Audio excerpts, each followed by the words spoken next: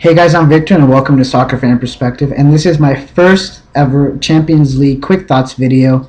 Now before I start, I must say I was a little overwhelmed with how many games were running simultaneously. I guess my brain kind of jumped to the knockout rounds where there's only like 2 games going at the same time. Needless to say, I was unable to watch all the games live, but I did manage to get a good chunk of them thanks in part to Fox Soccer Multi-Match 90. Then those that I was unable to watch, I managed to watch the highlights, and I know it isn't ideal, but it'll have to do for now. And for those of you that did watch the game in depth, please feel free to let me know anything I've missed. Olympiacos, great start, solid win against the toughest opponent in their group, and then signings Afellay and Mitoglou seem to already be paying dividends. Then we have Atletico Madrid, whose result is going to be brushed off. This is only the first game, and coming off a Madrid derby victory, I suspect that player management was one of the probable issues. For Juventus, it was a Tevez show. It was a good result, but could have been better had they finished their chances. And then you have Malmo FF. That was, they played a tough match, held the draw for nearly 60 minutes. They just need to be more dangerous on the attack. For Liverpool, Balotelli scores his first goal, but they needed a PK in the last few minutes of the game to win.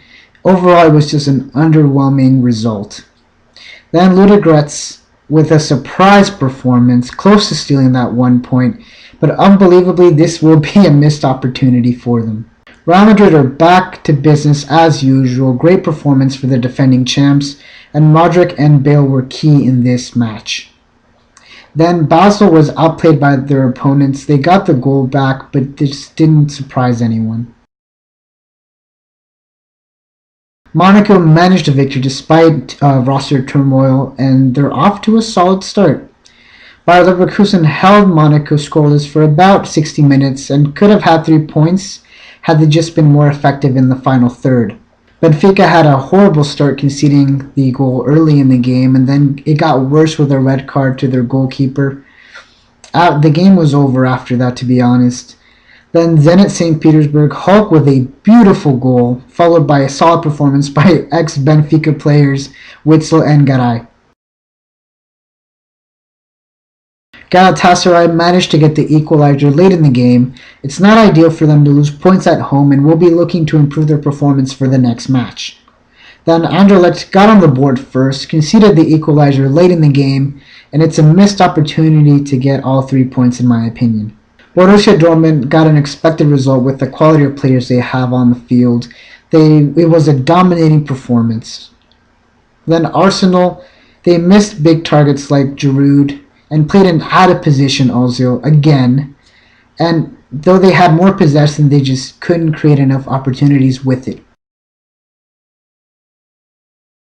Roma demolished their opponents and sent a message to the rest of the teams in their group that they will be a force to reckon with at home.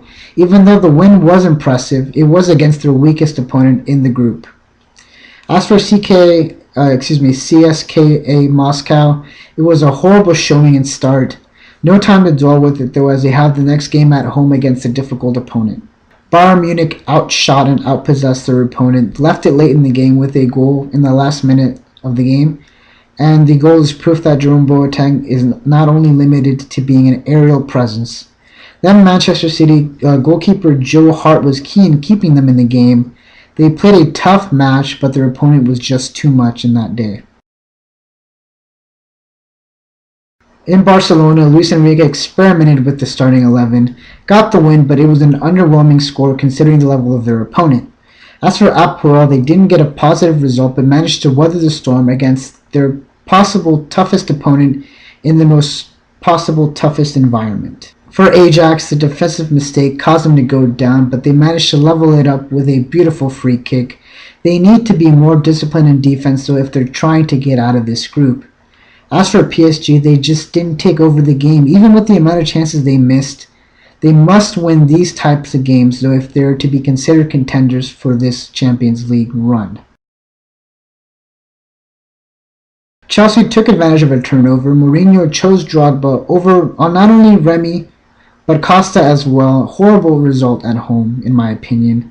Then you have Schalke, who kept the game level, and needed to be sharper on the defensive side of the ball. Great result to take at home though. For Maribor, there didn't seem to be any home field advantage. They were outshot and outpossessed at home. They did manage to squeak in a tie in the last minutes of the game though. As for Sporting, they overtook the game completely. Nani with the lethal shot. The defensive mistake cost them the win though. Porto, all I can say was complete domination, and it was the night of Brahimi. The goal difference that they've managed to put in could prove vital in the last few games of this group. And then you have Bate, who couldn't start the Champions League run in the worst way, and they were honestly overpowered in all facets of the game. Athletic Bilbao returned to the Champions League, but it was an uneventful first game in my opinion. They didn't concede a goal, but must take advantage of their home games. Then you have Shakhtar, who kept their opponents off the board, but weren't effective in the final third either. They earned a draw and go home with a point happy, in my opinion. So that's it for this episode. Thank you guys for watching. Which team surprised you this week, and which team disappointed you? Leave your answers in the comment section down below. Follow the show on Twitter at SFP Soccer Show to stay updated, and remember to hit that subscribe button, guys. So until next time, see you all later.